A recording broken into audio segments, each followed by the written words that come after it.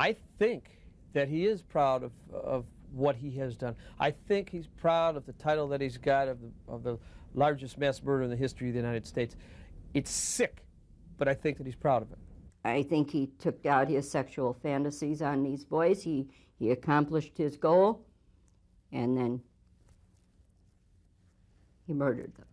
I'd castrate him for what he did to me and the others. These people are talking about John Wayne Gacy. On the surface, the divorced stepfather of two seemed a solid citizen. He owned a successful construction business that he ran from his home in Cook County, Illinois, a suburb of Chicago. He was active enough in politics to have had his picture taken with then First Lady Rosalind Carter. But the man who entertained neighborhood children would soon become known as the Killer Clown, a sexual psychopath who lured dozens of young male victims to his house before assaulting and then murdering them. Even with Gacy's handwritten map, it took the police weeks to recover all the bodies he had buried in the crawl space under his house. Gacy had been killing and burying his victims for at least 4 years. 11 of his victims have still not been identified. In 1981, the courthouse here in Cook County, Illinois, was the site of John Wayne Gacy's trial for mass murder. He was convicted and sentenced to death for torturing and then killing 33 young men and boys. 10 years later, he's still alive. But what infuriates the victims' relatives even more than that is Gacy's newfound fame. Personally, I believe he's the worst animal who has existed during this century. Terry Sullivan was the Cook County DA who prosecuted John Wayne Gacy.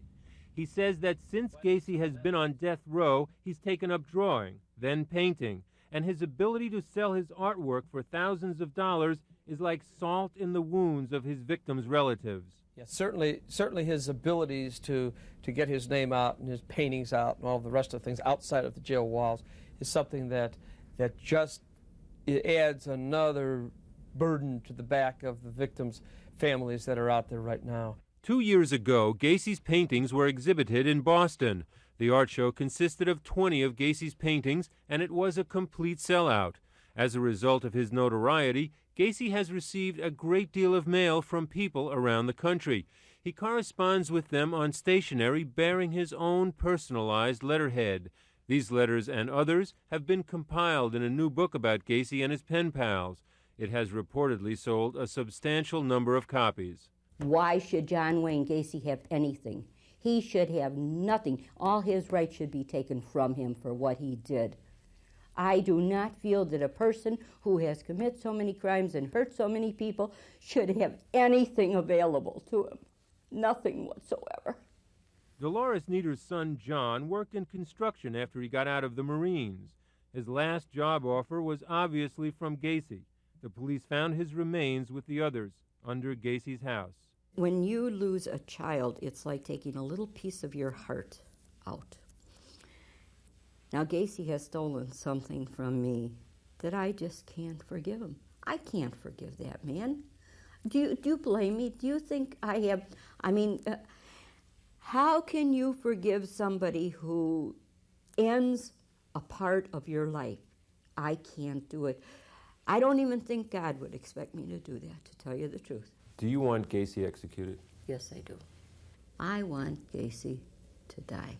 The beginning of the end for Gacy began in December 1978 when an investigation into the disappearance of 15-year-old Rob Peace led police to Gacy's house. We found numerous pieces of identification that belonged to other young male individuals, and it didn't take too long to see that there was a pattern here, that these identifications belonged to people who were missing throughout the Chicago metro area. In 1978, Joe Kozenzak was the chief of detectives in the Des Plaines, Illinois Police Department. That was where Rob Peace lived before he disappeared.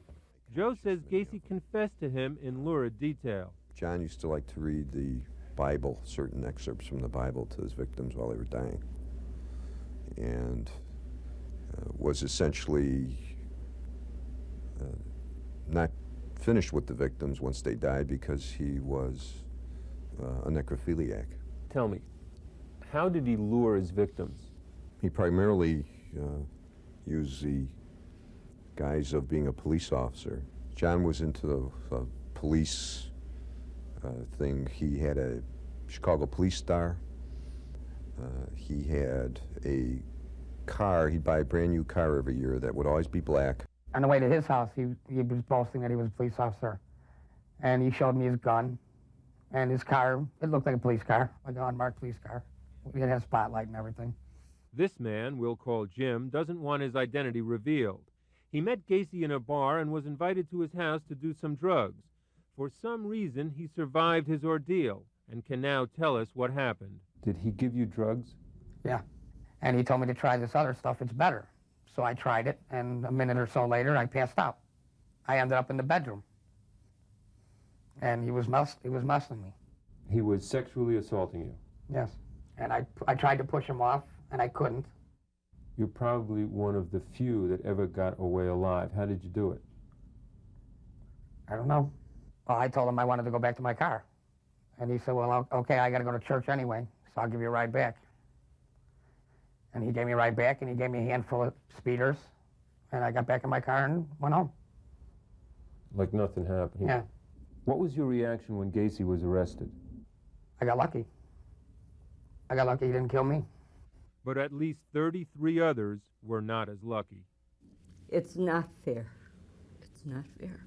When are all his appeals over? When will his execution be carried out? That's what I want to know. Is it going to be in my lifetime or isn't it? And nobody can give me an answer.